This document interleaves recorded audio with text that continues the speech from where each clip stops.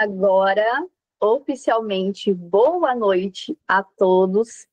Sejam muito bem-vindos a esta aula, resumindo o tema paternidade responsável, à luz da moral católica.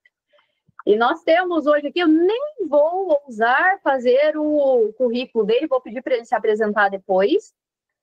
O André Carreira, escritor de um livro muito conhecido entre nós, agentes pastorais, e que nos ajuda nessa missão. Quero agradecer demais a presença dos colegas instrutores do método de ovulação Billings. Estou vendo carinhas do Nordeste aqui, de instrutores do Nordeste. Nós temos a alegria de ter aqui dentro da nossa aula a Heloísa Pereira, nossa coordenadora nacional do método de ovulação Billings da Semplafam, né? Às vezes, assim, falaram a sigla Semplafam, por isso que eu falei método de ovulação Billings, Elô, porque as pessoas às vezes não sabem o que significa, né? Mas nós estamos, como diz essa camiseta, a serviço da vida e da família. E a nossa missão é juntíssima com a pastoral familiar, nós estamos sempre, né, unidos e a serviço também da vida. Elô, nos alegre com sua boa noite, por favor, antes de eu passar a palavra para o André, porque depois eu não vou mais tirar dele. Muito bem, boa noite a todos. Espero que essa noite seja uma noite muito rica, porque nós sabemos que ser instrutor do método é estar a serviço, é um chamado, né, para resgatar a fertilidade como dom de Deus, né? Cada instrutor sabe bem disso. Então, fico feliz com o tema e fico feliz também com quem vai falar hoje, né? O André, a esposa, que são muito queridos entre os instrutores da Semplafam. Obrigada. Elô, é sempre uma bênção ter a Elô junto com a gente. E a impressão que eu tenho, me permite dizer isso, é que nós somos amigos próximos, né? Até com o André aqui, porque a missão é a mesma, os valores são os mesmos, então a gente fica muito feliz e confortável, vamos dizer assim, de trocarmos esses conhecimentos e aqui receber os conhecimentos do André para essa aula. Temos vários instrutores aqui, depois, gente, diz aqui no chat que é instrutor de matriculação Billings, que veio pelo convite da Elô hoje lá no grupo, né, no suporte técnico nacional. Tem os instrutores aqui do Paraná que receberam o convite da Dani, mas tem muitos casais. Esse convite foi enviado no grupo de catequese matrimonial. E é especialmente para os casais, e daqui a pouco eu vou trazer meu casal aqui, é que ele está cuidando, o Fernando está cuidando das crianças, né, para não ter muito trabalho dentro da reunião. Essa reunião realmente uma formação para nós, casais. Com certeza vai ser valioso para mim, para o Fernando, enquanto casal, e para todos vocês. Tem muito casalzinho aqui que eu estou vendo nas fotos, que benção, gente.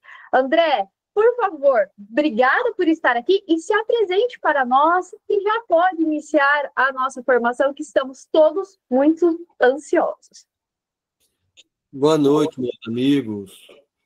Boa noite a todo mundo, do país todo.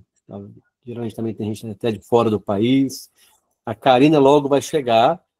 Quando eu marquei este compromisso, eu não tinha lembrado que hoje tem aqui na minha cidade a procissão de Nossa Senhora do Bom Parto, e tem um andor pequeno onde as grávidas carregam o andor.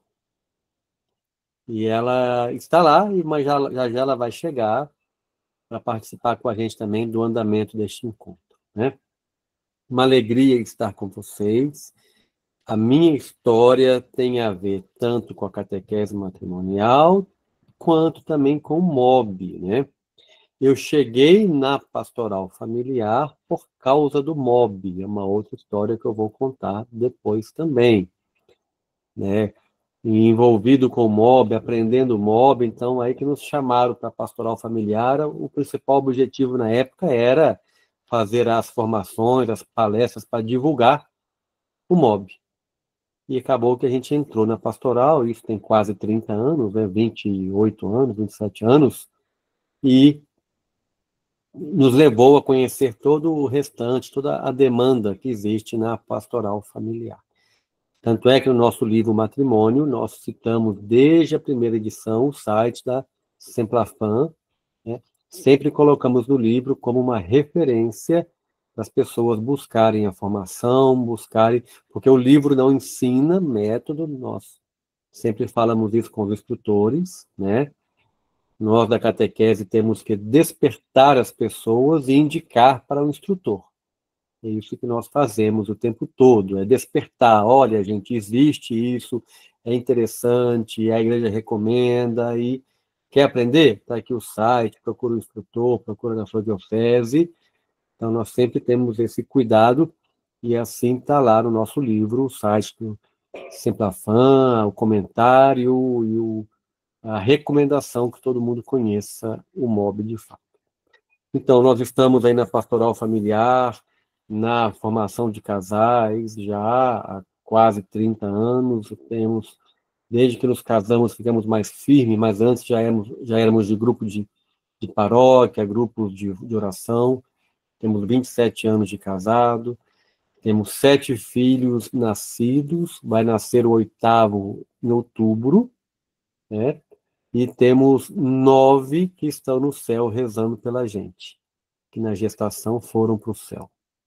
Então, temos uma turminha boa aí, uns trabalhando aqui, outros rezando lá, os pais dando trabalho, então tem todo jeito, né?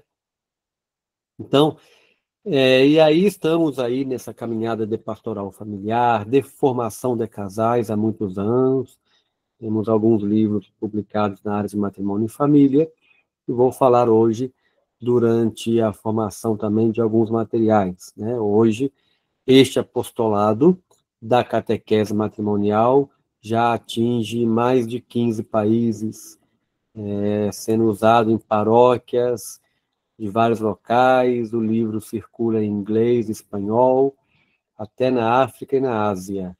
Então, graças a Deus, é um apostolado que Deus nos chamou para simplificar a preparação para o matrimônio, de forma que as pessoas possam, com segurança, abrir um livro, ler e conversar com outras, levando a doutrina, levando a formação, levando a verdade. Né? Muito bem. Vamos entrar no tema, que nós temos muita coisa para conversar na noite de hoje. Já temos aí 130 e tantas pessoas, olha que bênção, né? Temos muita coisa para conversar na noite de hoje, e eu tenho uma proposta de dividir, assim, em alguns momentos, né? Um primeiro momento, uma breve reflexão sobre a paternidade responsável. É uma definição contextualizada, não dá tempo da gente fazer o devido aprofundamento. Nos últimos anos eu tenho estudado bastante sobre isso e a gente vai falar um pouco disso. Depois a gente vai passar para o que a igreja recomenda, né? O que é a vida íntima para os casais, e depois na questão dos métodos naturais, o que significa, o que é, e por que a igreja recomenda estes métodos naturais e não recomenda outros métodos, né? Então, aí, anotem as dúvidas, eu vou abrir para perguntas, é uma parte muito importante, tá? Então, podem ir anotando aí e preparando, que a gente vai ter um bom bate-papo no final também. Hoje a noite é nossa, né? A gente está aqui por conta de exaurir o tema, conversar bastante, né? Gostaria, então, de começar rezando, pedindo que Nossa Senhora nos acompanhe neste momento. Ela, a mãe por excelência, é nosso exemplo, junto com São José, souberam viver a paternidade e a maternidade na plenitude. Né? Em nome do Pai, do Filho e do Espírito Santo. Amém. Ave Maria, cheia de graça, o Senhor é convosco. Bendita sois vós entre as mulheres, Bendito é o fruto do vosso ventre, Jesus. Santa Maria, Mãe de Deus, rogai por nós, pecadores, agora e na hora de nossa morte. Amém. Nossa Senhora de Guadalupe, rogai por nós. E eu também vou começar com um pequeno,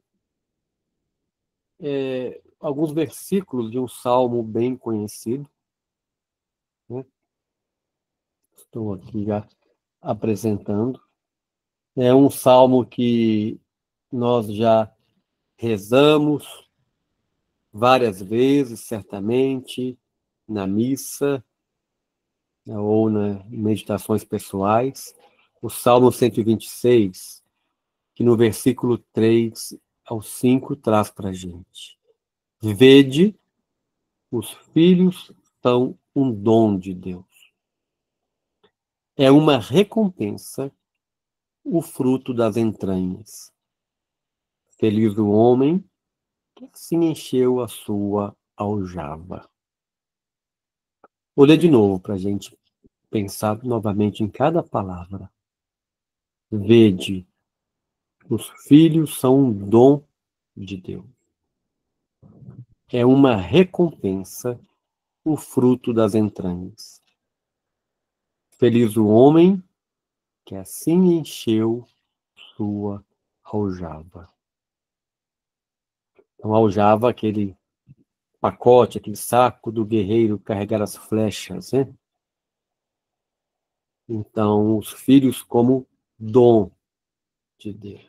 Recompensa. Feliz o homem que encheu a sua aljava. Então, o que nos realiza, que nos traz felicidade, nos traz realização.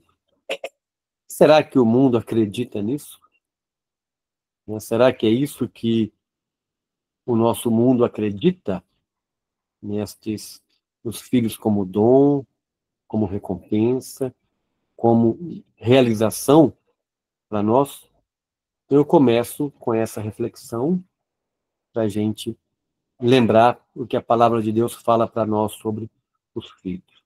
E quero já passar para uma outra imagem, que nós temos um mundo, nós vivemos hoje uma realidade fruto de muito trabalho social, muita engenharia social. Nós temos um mundo marcado pela revolução sexual, marcado pela exposição de corpos, por tornar a mulher objeto, marcado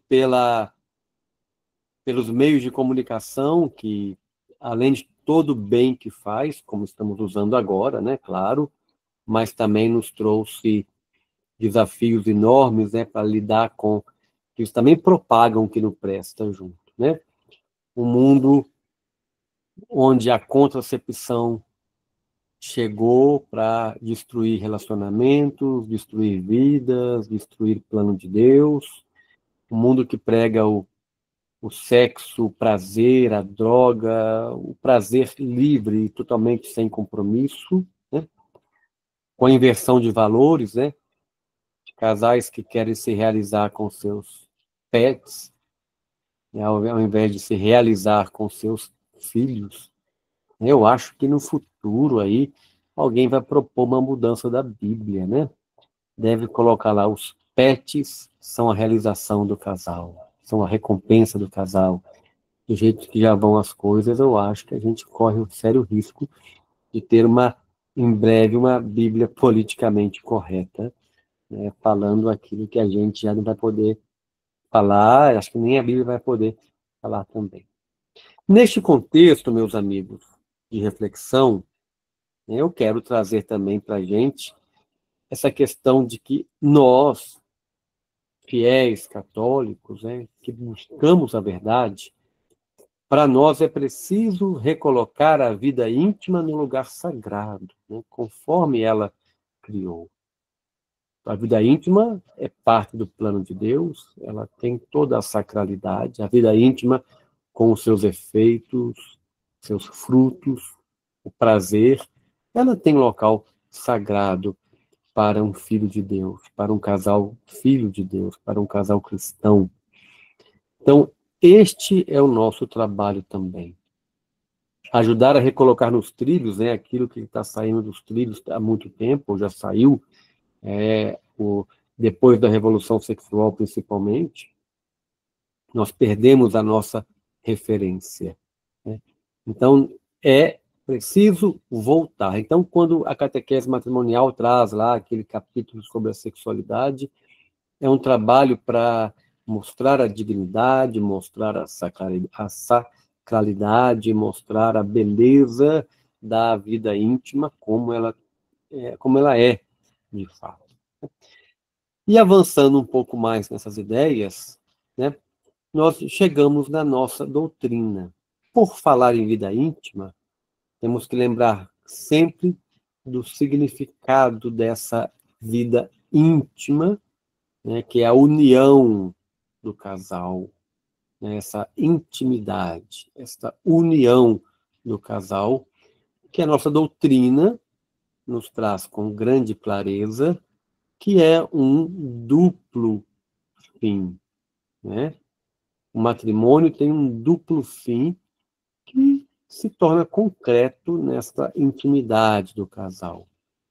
O fim duplo, um duplo fim, quer dizer, tem duas vertentes, né? A primeira, o bem dos cônjuges, a gente vai falar brevemente sobre isso, e a transmissão da vida. Então, o tempo todo, nós que somos católicos, nós temos que ter o catecismo como o nosso livro de cabeceira, né, gente? A gente não pode ser protestante, não, né? Porque a grande diferença do protestante para o católico é a doutrina.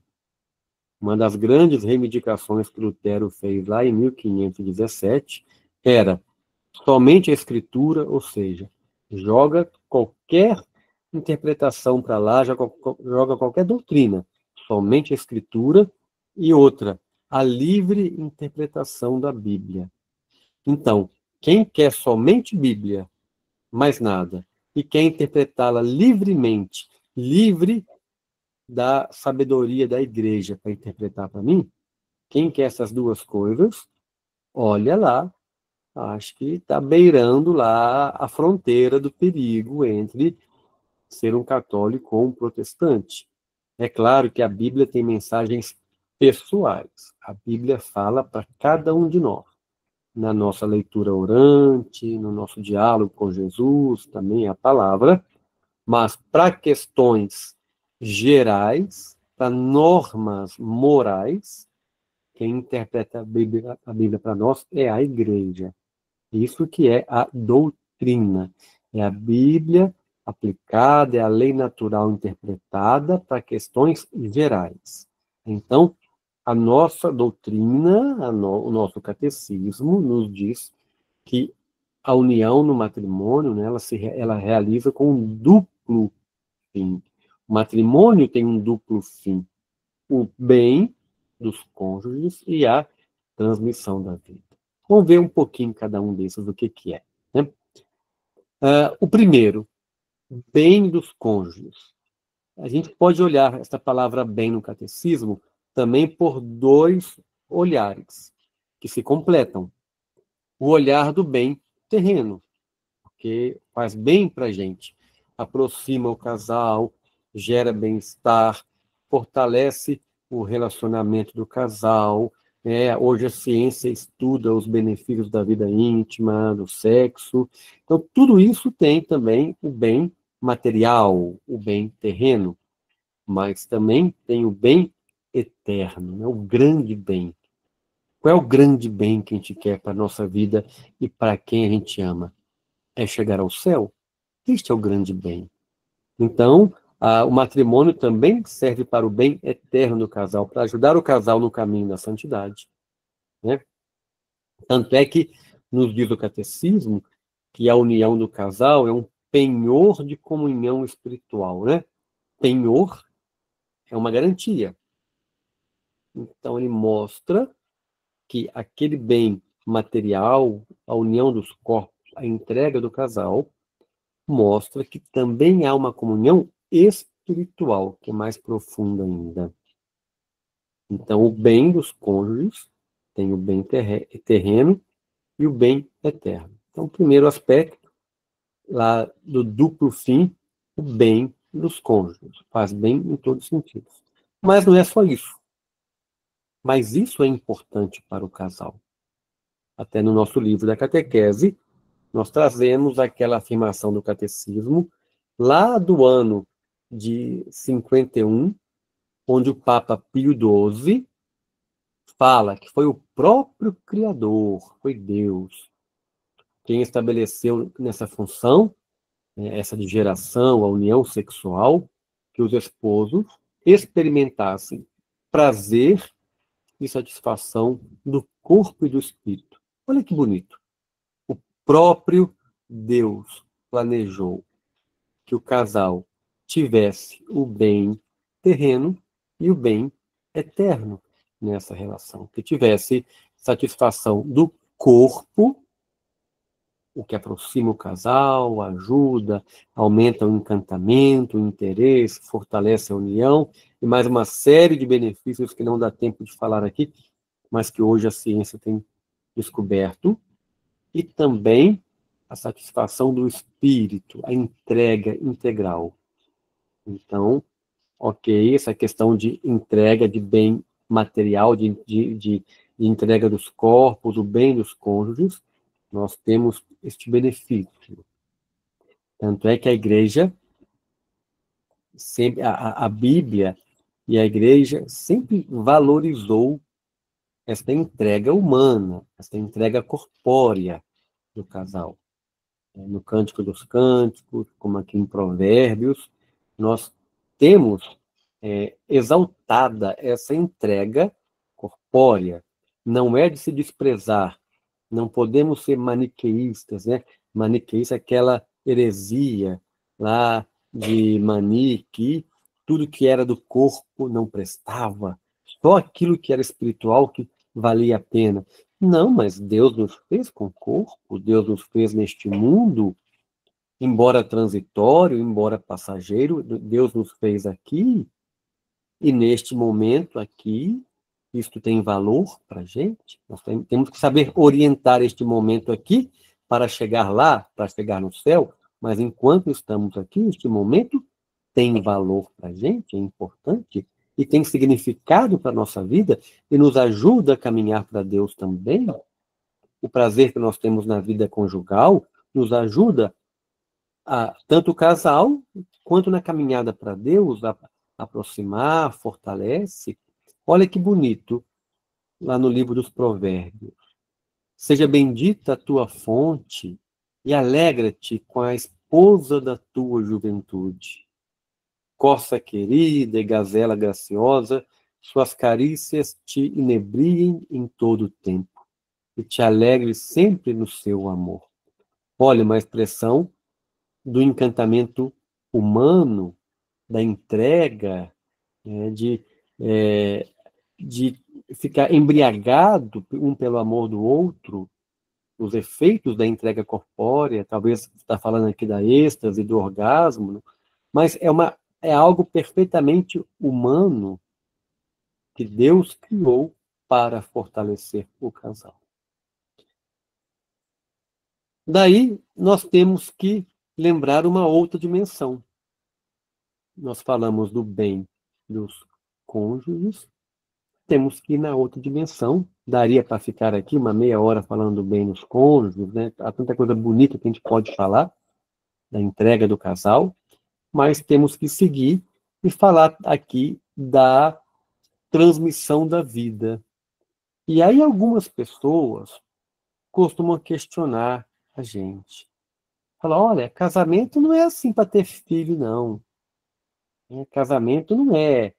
Filho é um complemento, né? Filho é quando o casal quer deixar seus herdeiros, né? Ou quando o casal está sentindo assim que precisa completar a sua vida, sentindo falta, porque o casal pode se realizar, que não tem que pensar em ter filhos. Olha, será que é isso que a igreja entende? Será que é isso que a igreja entende como o objetivo do casamento? Então vamos lá na nossa doutrina. O que o Código de Direito Canônico fala sobre o objetivo do matrimônio? Também está no catecismo. Eu gosto de variar os documentos para a gente poder ver a variedade de documentos que nós temos na igreja. Então, lá no Código de Direito Canônico, no cânon 1055, nós temos o pacto matrimonial pelo qual o homem e a mulher constituem entre si o consórcio íntimo de toda a vida. Olha que bonito, consórcio, quer dizer, a cooperação íntima, na intimidade. Aquilo que só eles conhecem, e de toda a vida, ordenado, quer dizer, ordenado é a ordem, o objetivo, né, o norte daquele casal, ordenado por sua índole natural, não foi a igreja que criou, a sua índole natural da criação humana é ordenado. Para que é ordenado? Para o bem dos cônjuges, já falamos disso agora há pouco, e a procriação e a educação da prole. Então, os 3 grandes objetivos do matrimônio. Já falamos do bem dos cônjuges. O casal se ajudar a alcançar a santidade. Depois, junto, não menos importante, mas junto ao primeiro, a procriação. E, claramente, quem procria tem que educar. E educação da prole. Então, é claro para a nossa doutrina que o matrimônio tem, sim, entre seus objetivos, a procriação. Não é um complemento, é um objetivo.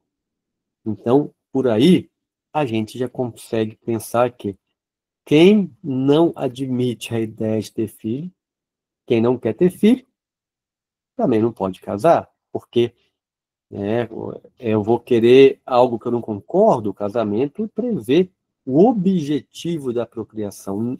Não ter filho no casamento é uma consequência indesejada, é uma dificuldade que a pessoa não consegue ter filho, né, ou é um impedimento que surge na vida dela de repente, mas é uma dor para o casal não poder ter filho. Então, por isso que lá na promessa matrimonial, o casal promete aceitar os filhos que Deus enviar. A gente vai falar disso depois também. Bom, casar envolve a colaborar com Deus na criação da vida, né? Casar, então, ter filho é um dos objetivos do casamento? Muito bem. Mas será que lá no meio do casamento, então, o casal pode em algum momento falar, não, a gente não pode ter filho agora. Agora não dá. Não dá para ter filho, ou não quero ter filho, eu quero primeiro resolver isso na minha vida, quero resolver aquilo na minha vida, não quero ter mais filhos, chega, cansei, dá muito trabalho, não quero acordar mais à noite, né, meu corpo está ficando... Algumas mulheres falam, meu corpo está ficando feio, não aguento mais, então não quero mais ter filho e pronto. É assim, por esse caminho que o casal pode pensar. Então vamos lá à nossa doutrina, ao catecismo. Os esposos podem querer espaçar o nascimento dos seus filhos. Ah, muito bem. Então, segundo o catecismo, no parágrafo 2368, 2368, está claro para a gente. Os esposos podem querer espaçar o nascimento de seus filhos. Então, tudo bem, a gente vai querer espaçar, a gente vai querer ter um e pronto, né?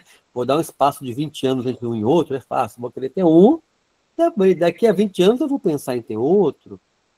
Por quê? Não, porque eu quero espaçar e pronto. Será que é simples assim? Será que eu posso distorcer os objetivos do matrimônio de maneira tão fácil, assim, de maneira tão eu quero e pronto. Vamos pegar a continuidade deste trecho do catecismo, né? Porque cuidado com fragmentos, né? Tem uma frase que eu gosto muito, antiga, que fala: um texto fora de contexto pode virar um pretexto. Não é isso? Um texto fora de contexto pode virar um pretexto. A mídia adora fazer isso. Pegava lá um trecho do que o Papa estava falando, botava só aquele trechinho, tirava o antes e o depois. Um perigo. Então, neste trecho do catecismo, o que completa este trecho? Os esposos podem querer espaçar o nascimento de seus filhos. Olha lá o trecho completo. Por razões justas, os esposos podem querer espaçar o nascimento de seus filhos. E completa. Cabe-lhes verificar que seu desejo, eles podem querer, mas de onde vem esse desejo? Que seu desejo não provém do egoísmo, mas está de acordo com a justa generosidade de uma paternidade responsável. Então, aí já fechou bem para a gente. Não está aberto igual eu tinha colocado, totalmente aberto. Pode querer espaçar? Aqui deu uma condição muito clara para a gente. Por razões justas. E completa este desejo, verificar se este desejo não provém do egoísmo. O que é o egoísmo no mundo de hoje? O grande egoísmo, né, no mundo de hoje é você não querer se doar a ninguém. Quero viver para mim. Esse é o egoísmo. Não quero me doar para filho, não quero me cansar, não quero viver para ninguém, quero viver para mim, quero ter a minha vidinha. Né? Eu tenho o direito de ser feliz. Eu tenho que pensar mais em mim. Eu tenho isso. Eu tenho aquilo. Né? São as frases do mundo hoje em dia. Pense mais em você. Você merece ser feliz. Né? E começa esse tipo de coisa.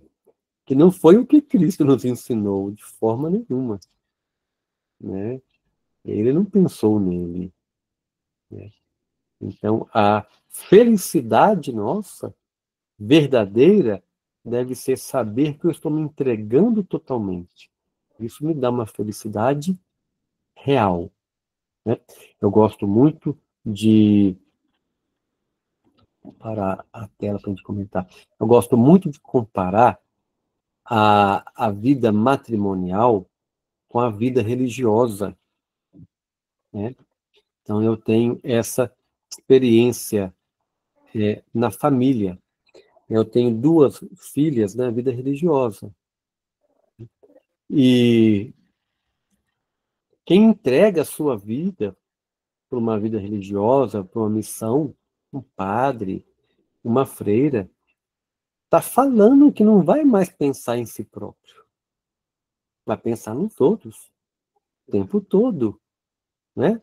Porque a pessoa entrega a sua liberdade na mão do seu superior, na mão daquilo que a congregação lhe envia.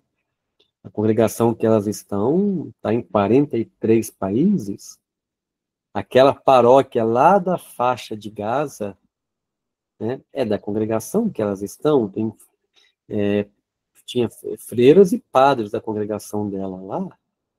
Então, sabe que vai entregar a sua vida integralmente, né, por uma causa. E o matrimônio também é assim.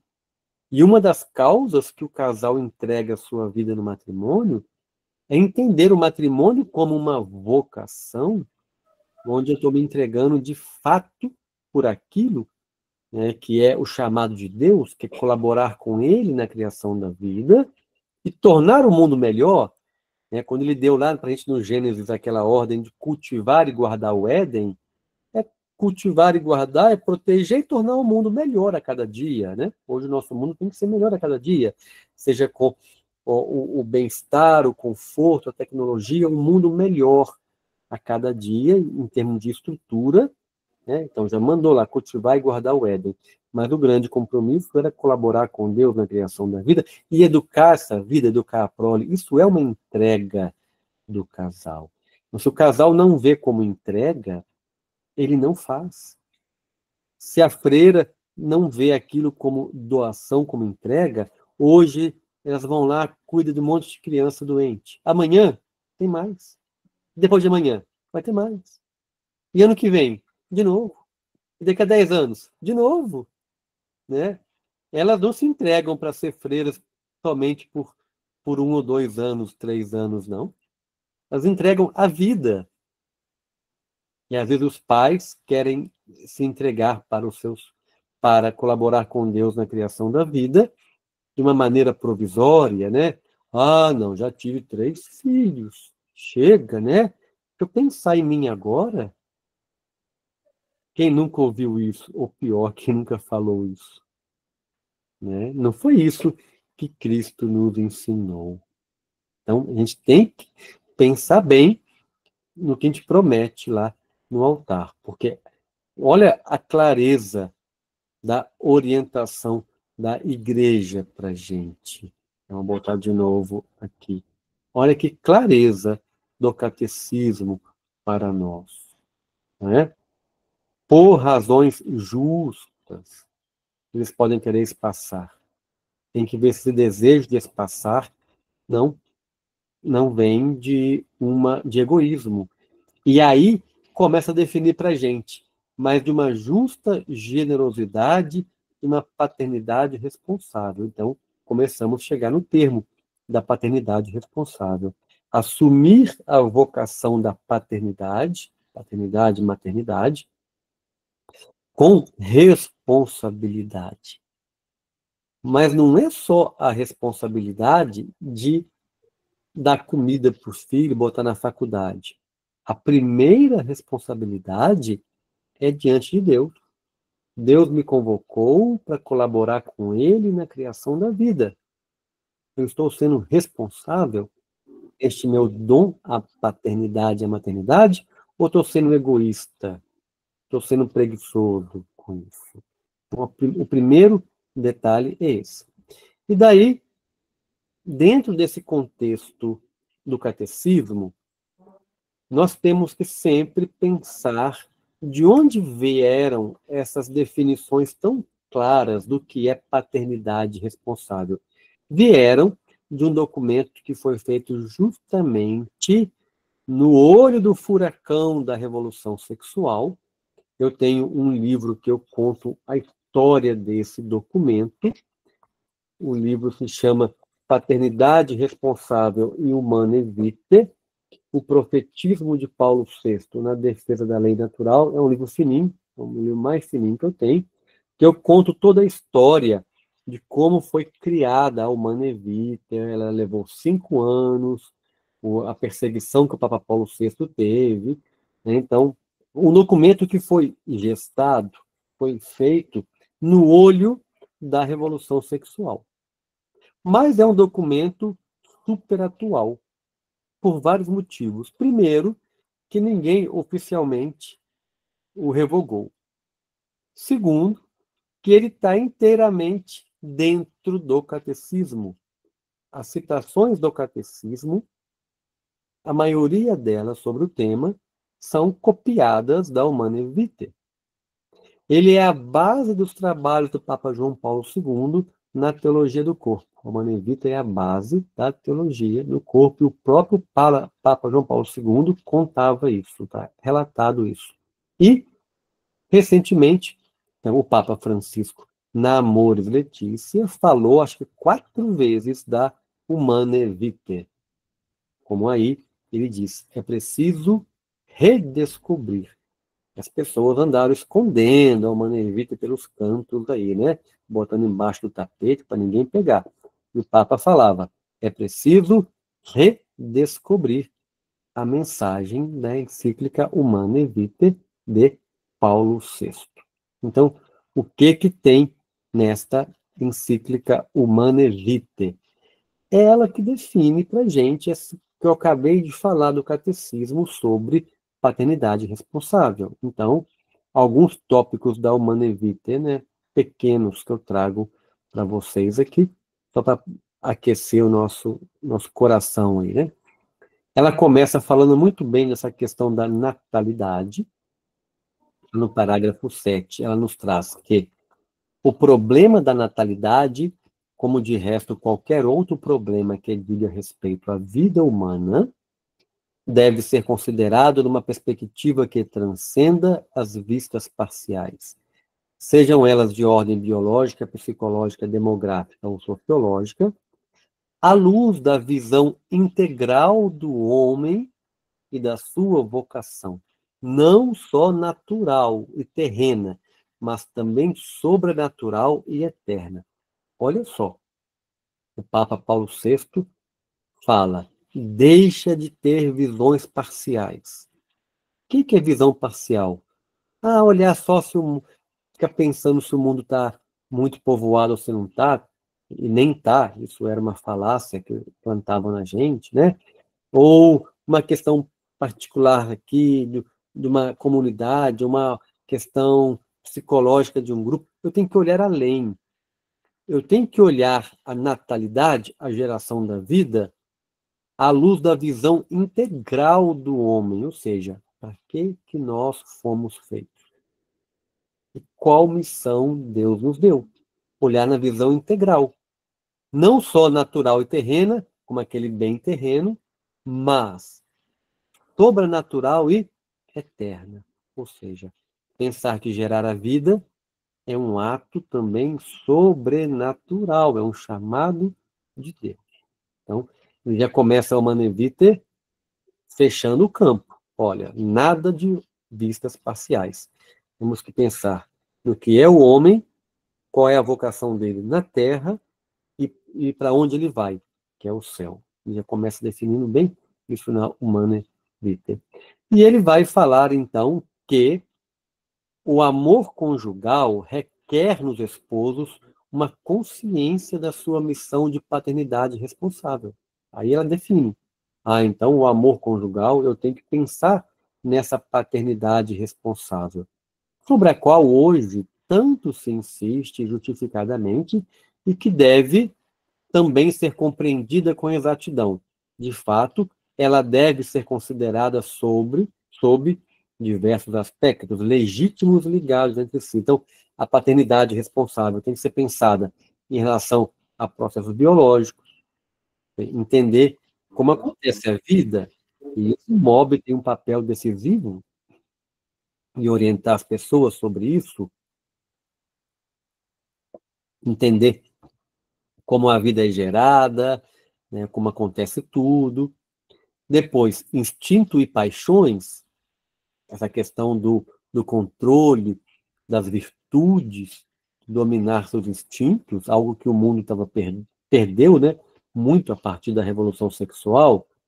As condições estruturais, físicas, econômicas, psicológicas e sociais, ou seja, eu tenho que pensar no mínimo de condições também para acolher uma vida, deixar aquela vida vir e acompanhá-la, educá-la, e a ordem moral objetiva, ou seja, dentro daquilo que é a lei natural, dentro daquilo que objetivamente, claramente, existem normas, existem leis morais objetivas, ordem moral ou lei moral, que falam de como eu devo me comportar.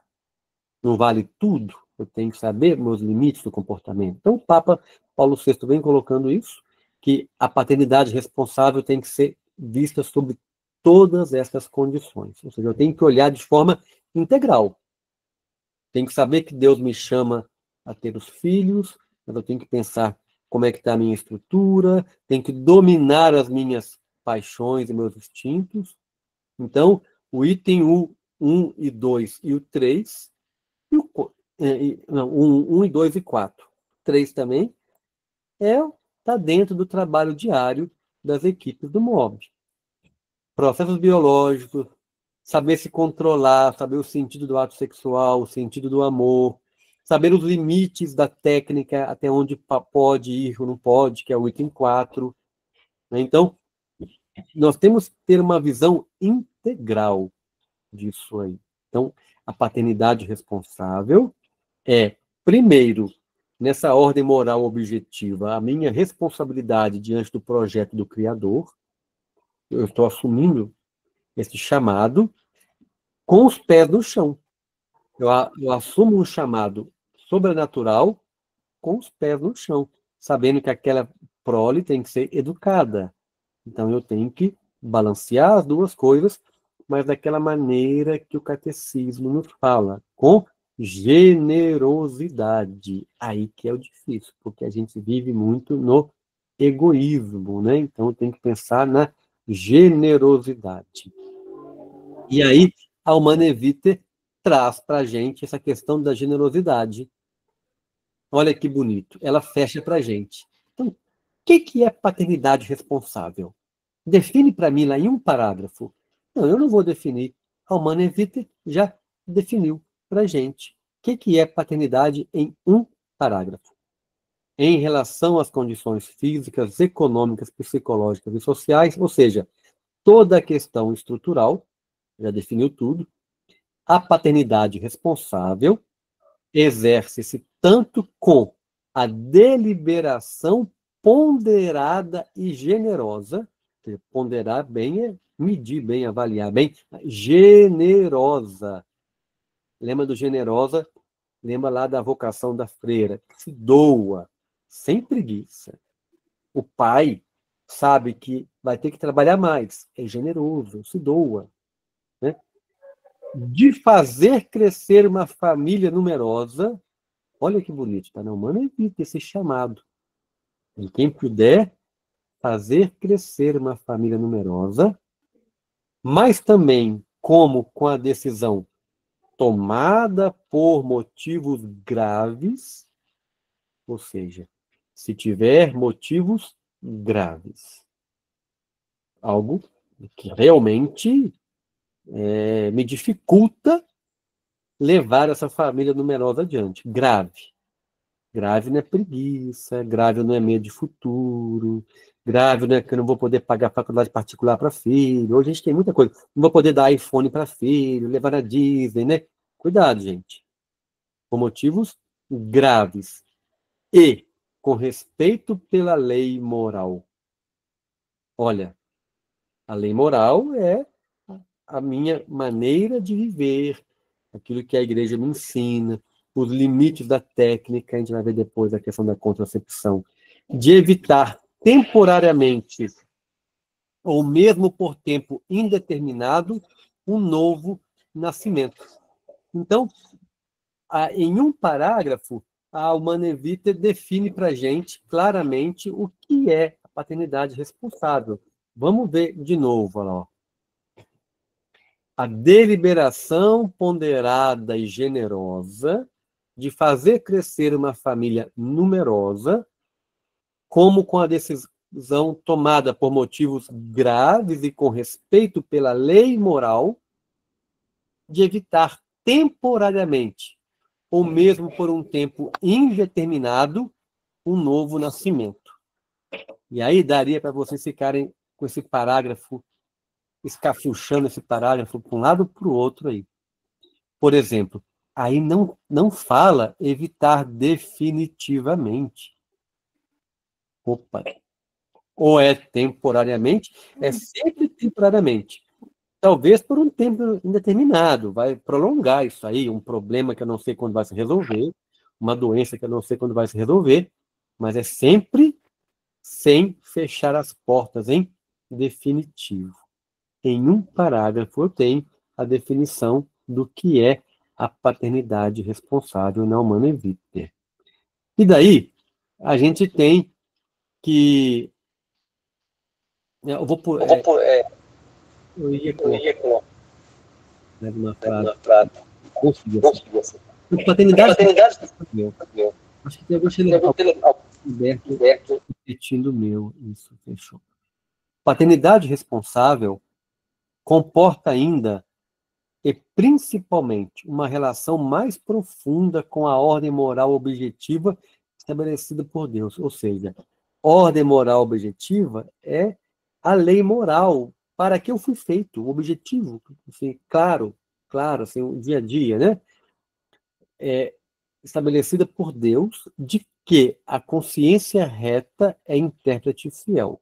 Ou seja, uma consciência bem formada tem que conhecer o objetivo da sua vida. O exercício responsável da paternidade implica, portanto, que os cônjuges reconheçam plenamente os próprios deveres para com Deus, para consigo próprios, para com a família, para com a sociedade, numa justa hierarquia de valores. Ou seja, eu tenho que saber meus compromissos com Deus. Deus me chamou aqui. O que Deus espera de mim? O que eu prometi diante de Deus no matrimônio? Então, eu tenho um compromisso. Eu tenho um dever diante de Deus. Para comigo próprio. Comigo próprio não quer dizer que pensa mais em mim, vai descansar, vai curtir a vida, não. Não. É o que como é a minha vida diante de Deus, como que está acontecendo o projeto de santidade em mim. Para com a família, o que essa chegada de novo filho vai impactar na minha família, no compromisso. E também para com a sociedade. Ou seja, eu vou ajudar a construir uma sociedade melhor com a chegada dos filhos, ou vou ficar fugindo de ter filhos falando que a sociedade é injusta, violenta e tal. Ou seja, qual o meu olhar para tudo isso? Então, a Humana Vitae define claramente para a gente os conceitos de paternidade responsável e olha como é claro isso da doutrina da Igreja, né? Então, se for necessário, né?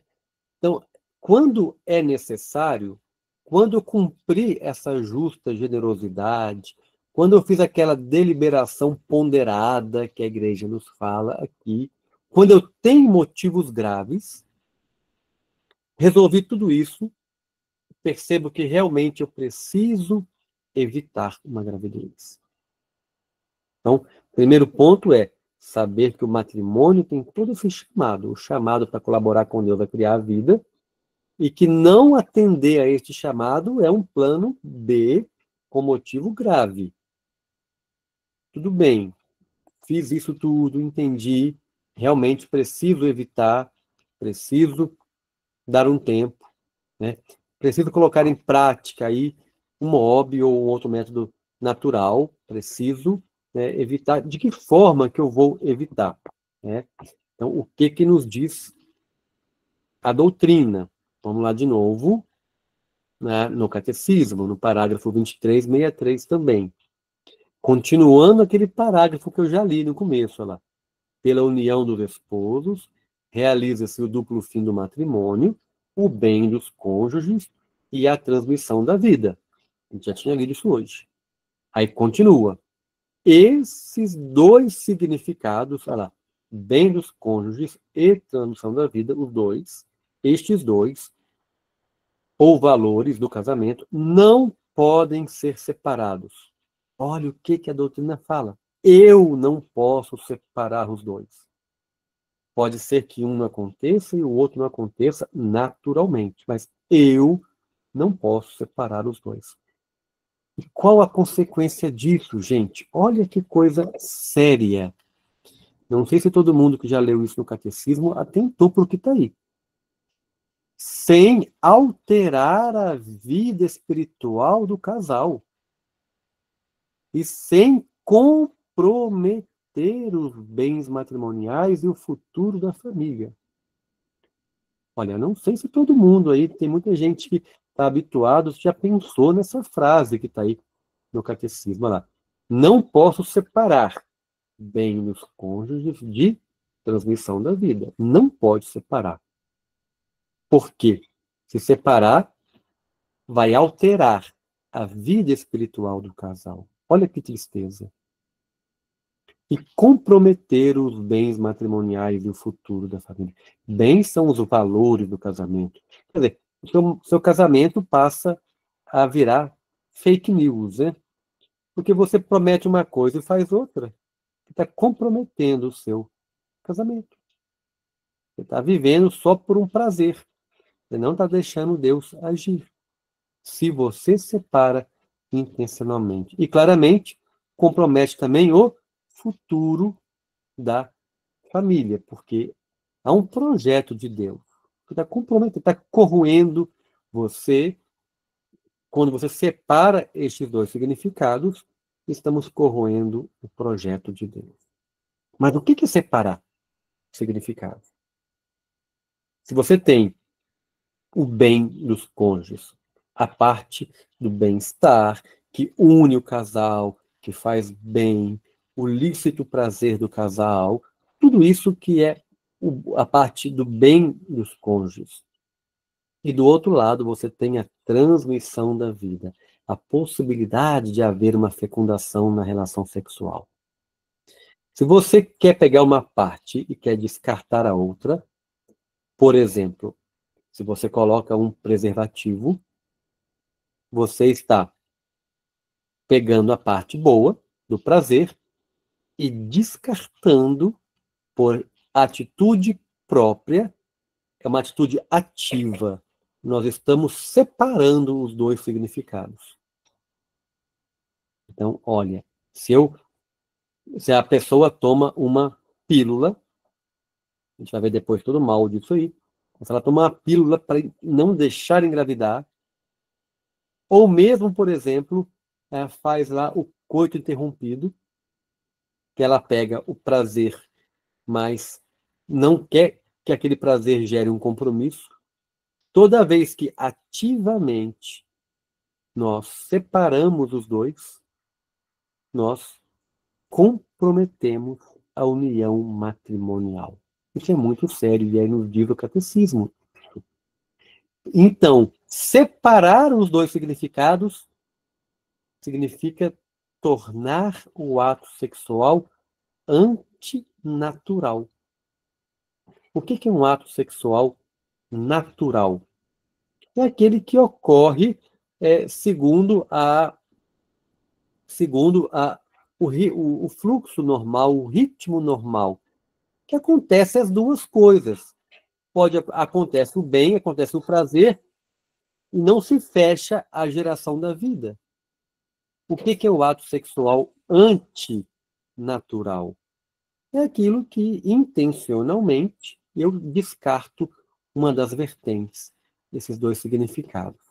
E daí vem a palavra métodos naturais, que muita gente não sabe até hoje o que é um método natural. As pessoas acham que método natural é aquele que contradiz com algo artificial, e não é. Não é. A igreja não é contra meios artificiais, desde que sejam naturais. Mas, peraí, você ficou doido? Como assim? Um meio artificial que seja natural? Você está ficando maluco? Bom, acho que maluco eu sempre fui, mas essas duas coisas existem, né? Imagina se tomamos um analgésico, um remédio para dor de cabeça. Ele é um elemento artificial, não é? É uma química. Misturou os elementos químicos lá, deu um remédio, pô. Mas ele está de acordo com a minha natureza. Nós não nascemos para ficar com dor de cabeça. Ele me restaura ao meu estado natural. Então, ele é uma atitude natural. Então, ele é um remédio artificial, mas é natural. Agora, tem coisa que é natural, mas é artificial. Por exemplo, você vai pegar um monte de chazinho na sua planta, na sua horta lá, e fazer um chazinho para matar a vizinha. Imagina. Do ponto de vista químico, ele é natural. Mas isso não é natural para o ser humano fazer isso. Acabar com a vida de alguém. Então, quando na igreja há a linguagem de métodos naturais, não está falando que não é artificial, mas está falando que respeita a natureza. Então, tudo aquilo que não separa estes dois significados é considerado métodos naturais. Por isso que até o coito interrompido, que não usa nada de artificial, de elementos, não é uma atitude natural. Por quê? Não é natural fazer isso. Não é natural do ser humano separar intencionalmente a geração da vida do bem dos cônjuges. Então, agora, se o casal tem a sua relação e o período é um período naturalmente infértil e por isso a vida não é gerada, não houve intenção do casal de provocar a infertilidade. É uma consequência de um tempo da sua vida. Então, isso é uma atitude natural, segundo a moral católica. Então, o que é um método natural? É aquele que respeita o ritmo do casal, que respeita a sua. Não separa os dois significados da união conjugal, mas preserva os dois significados, apenas dando a liberdade ao casal de, mediante motivos graves, e depois de uma ponderada generosidade, como diz a doutrina, perceber, olha, não podemos ter filhos agora, então é melhor que a gente faça este espaçamento, né? Então, a doutrina é clara em relação a isso. Só trouxe aqui alguns itens. Então, a contracepção é separar estes dois significados, né? A contracepção é justamente essa questão de separar o bem dos cônjuges da geração da vida. É eu querer ficar só com uma parte e descartar a outra, né? Tem um desenho que eu fiz há pouco tempo, aproveitando as possibilidades da inteligência artificial, aí eu consegui fazer na IA esse desenho aí, ó. O machado da contracepção. Você tem duas coisas que são unidas numa única peça de madeira, que você não podia separar.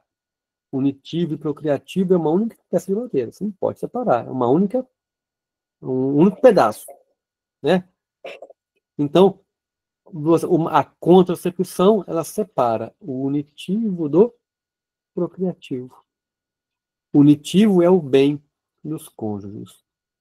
O procriativo, a geração da vida. Então, a contracepção é isso. É separar o que é inseparável. E quando a gente faz essa separação, vocês viram, isso é mal moral. Isso afeta. Eu vou liberar para a pergunta logo no final, segura um pouquinho aí. Então, ela afeta a vida espiritual do casal. E é uma ofensa ao plano de Deus. Né? Toda contracepção, né, é uma ofensa ao plano de Deus. Isso bastaria para recusar a contracepção. Eu trago aqui a frase de São Domingos Sábio, né? Antes morrer do que pecar. Ela é forte, né? Os pais de São João Paulo II viveram isso. Antes morrer do que pecar. Né? Porque a mãe dele não podia ter engravidado nem do segundo filho, ele é o terceiro.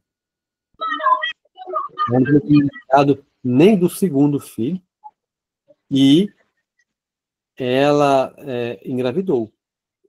E alguns historiadores, não todos, contam que quando ela engravidou dele, que era o terceiro, os médicos recomendaram o aborto. Porque era uma gravidez de alto risco. Ela viveu. Antes morrer do que pecar. Levou a gravidez adiante. Foi muito difícil, tanto é que ela ficou doente depois, durante 8 anos. Ela resistiu 8 anos depois do nascimento do nosso querido São João Paulo II, né? Então, olha só como é forte isso. Tem uma contracepção, por isso, na nossa doutrina católica, não há possibilidade de contracepção.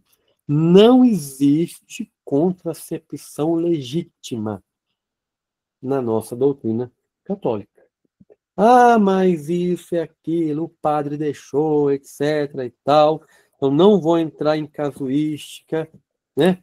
Mas eu recomendo que vocês leiam depois no catecismo o parágrafo 2399. E eu vou ler com vocês aqui brevemente, onde diz: a legitimidade das intenções dos esposos não justifica o recurso a meios moralmente inadmissíveis. Por exemplo, a esterilização direta ou a contracepção. Então, vamos repetir, nosso Catecismo 2399.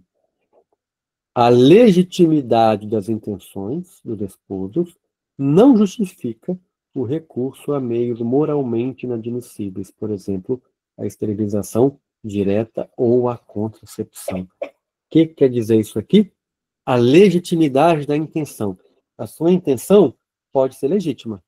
Ah, se eu engravidar, eu vou morrer, eu tenho 4 filhos para criar, né? Ou então, não tem comida na mesa, ou então, seja qual for a sua justificativa, que é boa, é legítima, mas ela não te permite o recurso a meios moralmente inadmissíveis, e aqui ele coloca para a gente entre parênteses, esterilização direta ou a contracepção. Clara a doutrina. Povo católico, no catecismo está a nossa condução da vida, né? A direção espiritual nós temos que buscar sempre para nos ajudar a colocar em prática isso. Não buscar alguém que fale diferente disso, que aí é golpe, né? Ah, eu vou de padre em padre, até um padre que fala que isso aqui não importa, aí eu vou dormir feliz, com a consciência tranquila, né? Cuidado com a nossa busca, o que estamos buscando. Então, a contracepção é sempre um meio imoral, ainda que a intenção seja legítima. Para isso, existem os métodos naturais e os instrutores, que em qualquer caso vão ajudar a gente a fazer, a ter o uso seguro, né, para reduzir reduzir ao máximo as chances de engravidar quando o risco é muito alto, mas sendo muito sincero com vocês. Às vezes, chega ao ponto do recurso ser abstinência. Antes morrer do que pecar, né? Se tem um ponto que eu acho que as instrutoras aqui vão saber falar melhor que eu, mas é muito raro alguém que não consegue de maneira nenhuma usar o método natural. Mas imagina que tem alguém que não consegue de maneira nenhuma usar o método natural, melhor que ela não tenha as relações do que fazer contracepção e matar a sua alma. Tem pessoas que não podem ter relação sexual. Conheço pessoas, na minha cidade, tem uma senhora que cuidou do marido por 27 anos da cama. 27 anos sendo fiel a ele, cuidando dele da cama, sem vida íntima. Quando a doença vem, a gente não abre mão, né? Por que para preservar a alma eu não abro mão? Porque a alma não tem valor, céu não existe, está tudo bem, o que importa é viver aqui mesmo. Né? Então a gente relativiza aquilo que é sério e acaba tirando o mérito. Mas, além de todo o mal moral, que já basta para a gente abrir mão disso, a contracepção química é um risco para o organismo da mãe e é potencialmente, não sempre, mas é potencialmente abortiva. Então, além de todo o mal moral, para nós cristãos, o mal moral é o principal, gente. A gente não quer perder a santidade, a gente quer ir para o céu. Para nós cristãos, o mal moral é o mais importante. Ainda que inventem uma contracepção com risco zero para o corpo, que não é abortiva, para nós não queremos isso. Para nós é sempre o mal moral é o mais importante. Mas ainda, além do mal moral, nós temos o risco para a mãe e o aborto, né? O risco de aborto. Nós sabemos que já assim que acontece a fecundação, naquele instante, nós já temos lá um DNA único que nunca mais se repetirá. Então, ali nós já temos todas as informações daquela nova vida. Então, na concepção, nós temos tudo já definido. É uma vida. E, além de ser uma vida, Deus já infundiu uma alma. E nós sabemos que essa vida, ela vai encaminhar, né, até ocorrer em alguns dias a implantação no endométrio. Houve a fecundação, né, já é uma vida, ele vai caminhando até ocorrer a implantação no endométrio, onde ela vai ser aninhada, a anidação, para ali se desenvolver. E, de uns anos para cá, para diminuir, às vezes, a carga hormonal dos anticoncepcionais, porque os anticoncepcionais atuavam mais na ovulação, e aí, para reter a ovulação, isso dava muitos problemas, né? As instrutoras podem falar melhor do que eu, o tanto de problema que dava nas mulheres, desde trombose, câncer, um monte de coisa. Mudaram um pouco o efeito para poder impedir esta implantação no endométrio. Se já é uma vida, se já foi fecundado, é uma vida, está em caminho de ser implantado. Chega lá, não implantou, tem um nome, né? Isso é aborto. E aí, o que acontece? Hoje, os anticoncepcionais, a maioria deles, falo maioria para não falar 100%, para ninguém falar que eu sou radical, mas eu não achei um atual que não faça isso ainda. Não achei. Né? Todos fazem isso. E não sou médico, sou físico, nada a ver com medicina, mas ler a bula disso é muito fácil. Peguei um aqui, ó, ciclo 21. Você vai ler a bula, tá, previne gravidez, etc. e tal, e aqui fala no endométrio, reduz a probabilidade de adesão do óvulo fecundado na parede uterina. Muito fácil. Se ele não deixa o óvulo aninhar, ele quer que o óvulo chegue lá e vá embora direto. Está provocando o quê? Aborto. Se o primeiro efeito, né? Olha lá, porque o primeiro efeito é aumentar a dificuldade de entrada do espermatozoide no útero. Se o primeiro efeito passar, o segundo é esse. Então, não é sempre que ela é abortiva, mas é potencialmente abortiva, que se o primeiro efeito passar, ela está pronta lá para botar em prática o segundo efeito. Aí, o DIU de cobre. O DIU de cobre, como é que ele funciona? Lá embaixo, eu peguei uma marca de DIU de cobre aqui, tenho aqui a bula, ele fala lá embaixo. Ele atua onde? No transporte do óvulo, impedindo a anidação. Palavra clara, minha gente. Impedindo a anidação. E a bula te ajuda, colocando um parêntese escrito. O que é anidação? Fixação no útero. A bula te ajudou, ele não deu o que é anidação.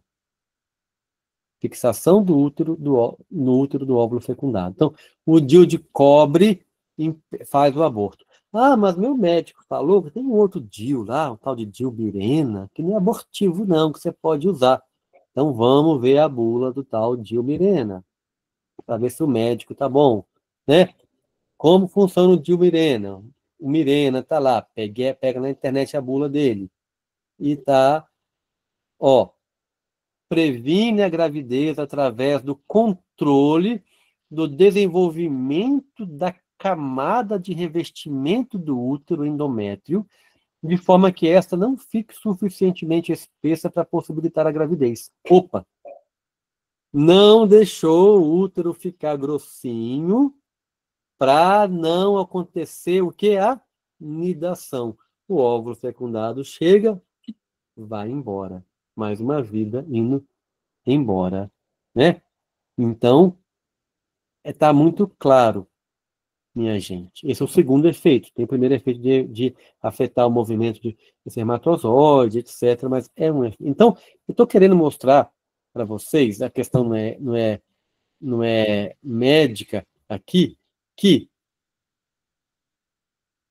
a paternidade responsável, quando chega na hora de fazer o espaçamento, nós temos que ter uma conduta moral muito clara em relação a isso, que é a conduta do respeito à lei natural, onde contracepção nenhuma faz parte da opção do cristão. Para ir encerrando, então, o que é ser natural na paternidade responsável, no dia a dia do casal? Natural é aquilo que está naturalmente na vida do casal, que tem a ver com o ato sexual natural do casal, dedicação, diálogo, tá cheiroso, disponível, interessado, bem arrumado, sedutor, provocante, toque, carinhos, carícias, posições variadas, não importa, tudo aquilo que é da natureza do casal. Mas exclui. Ser natural exclui objetificação do cônjuge, ele não é um objeto de prazer para a gente. Violência e força. Exclui pornografia, exclui masturbação, exclui contracepção e exclui fecundação artificial. Então, isso é um olhar geral sobre o que é um método natural. Então, o que é paternidade responsável? De novo, a Humanevita já definiu claramente, mas eu vou ser ousado tentar definir com as minhas palavras aqui para poder a gente gravar de novo. O que é entender a paternidade responsável? Primeiro, o matrimônio é uma vocação para uma missão. Falei isso hoje. Homem e mulher que assumem essa missão, assumem a responsabilidade de quê? Primeiro, ajudarem-se mutuamente no caminho da santidade, cultivando o Éden. Então, a missão para isso. Colaborar com Deus na geração da vida e das almas. Toda a vida, Deus infunde a alma.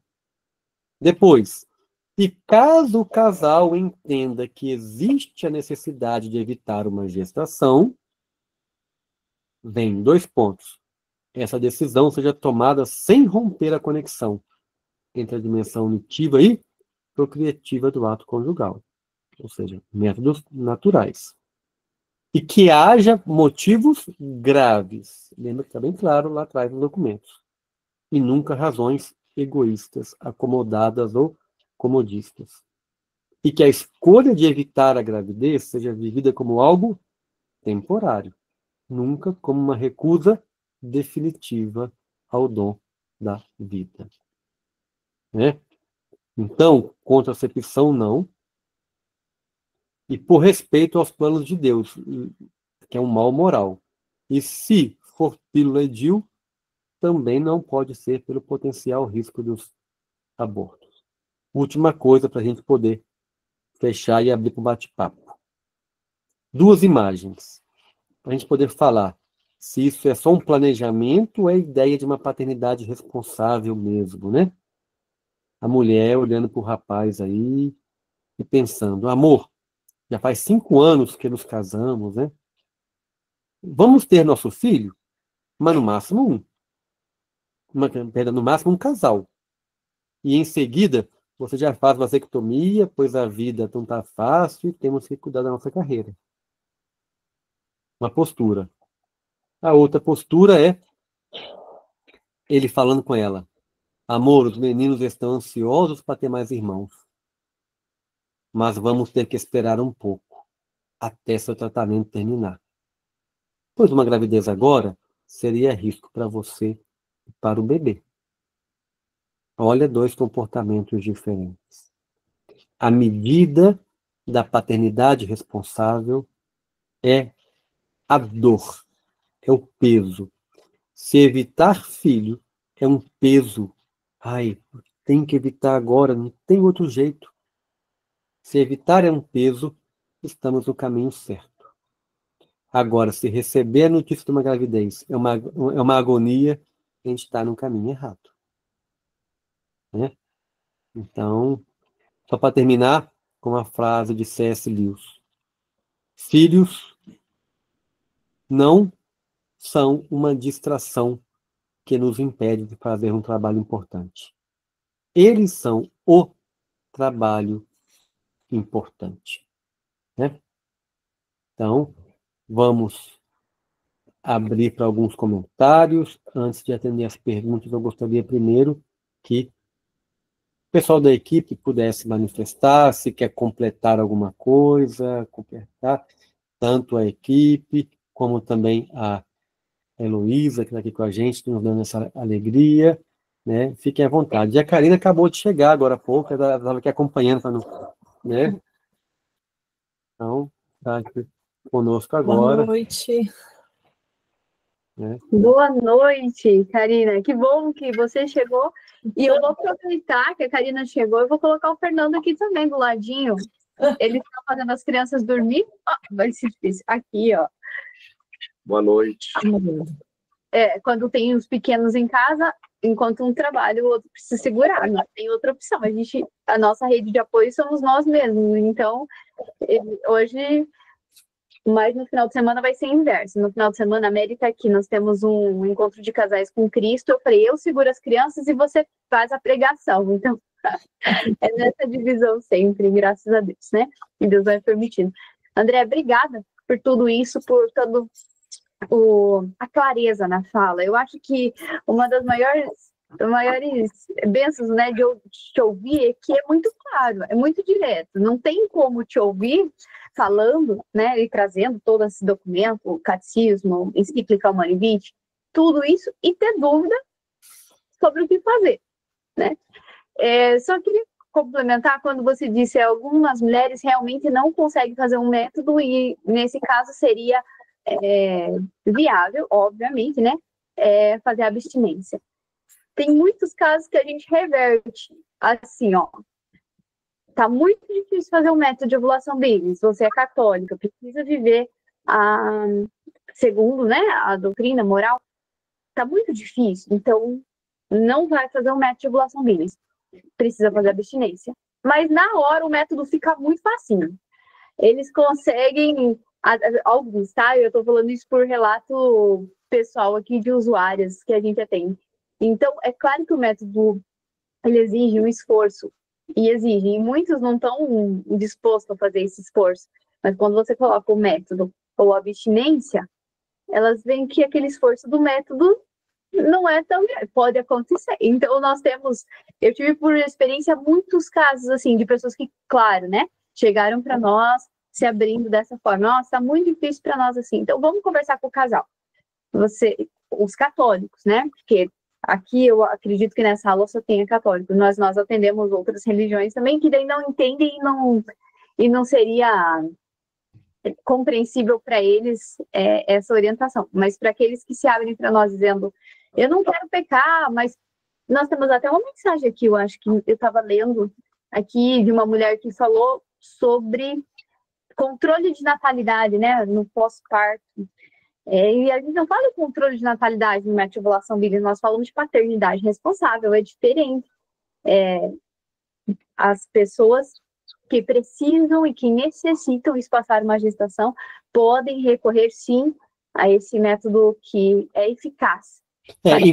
Em qualquer etapa da vida, né? O MOB tá. É importante todo mundo saber aí que o MOB é para qualquer etapa da vida. Primeiro já começa lá no conhecendo a fertilidade antes de ter vida íntima, antes de se casar, durante o casamento,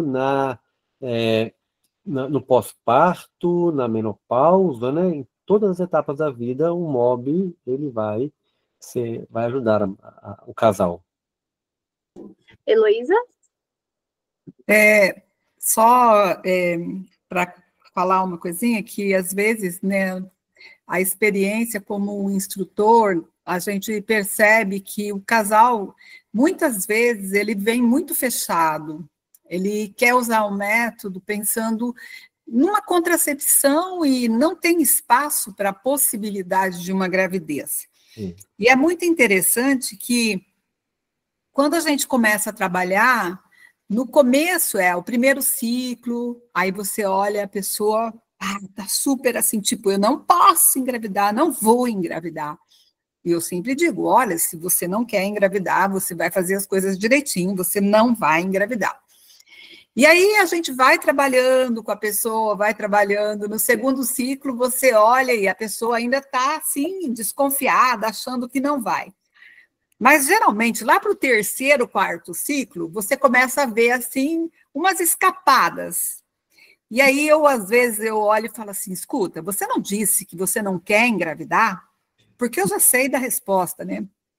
E esse gráfico aqui, mostrando essa relação, ué, você está aplicando a regra? Você não está aplicando. Ah, mas sabe, é que a gente estava pensando, acho que a gente quer mais um filho, né? E aí, já aconteceu assim, de várias, né? Vim dessa situação e assim, baixo, quase que bater na gente, porque não vai engravidar, e não pode, só vai fazer porque o padre falou, porque alguém mandou, e tá. E aí, quando vem tentando, na primeira vez que a fura regra, que a gente, eu acho ótimo, dá aquela furada de regra e você fala, né? Aí a pessoa, não, é que a gente já está pensando. Aí depois, no final, naquele ciclo, vem chorando, desesperada, não consegui engravidar. Então, a gente percebe que acaba fazendo uma mudança. Mas também tem aqueles que você tenta de todo jeito e a pessoa está fechada.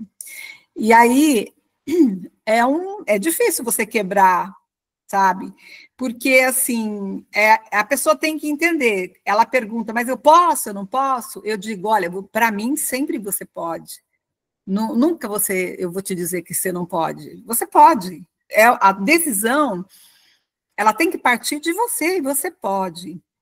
E às vezes, a pessoa demora, e às vezes ela acaba desistindo, não porque ela não consegue fazer o método, é porque ela está muito fechada mesmo. Então, é uma questão assim que o que eu percebo, a maioria, ela se dobra, a gente percebe que, assim, o próprio fato do autoconhecimento, de você entender, né, que a fertilidade é um dom, quando ela percebe isso, ela consegue se abrir, né? E isso é uma coisa assim que a gente, como instrutor, percebe que é um valor muito grande nesse trabalho, né? De estar resgatando nessa pessoa esse sentido da fertilidade. Era isso. Muito bem.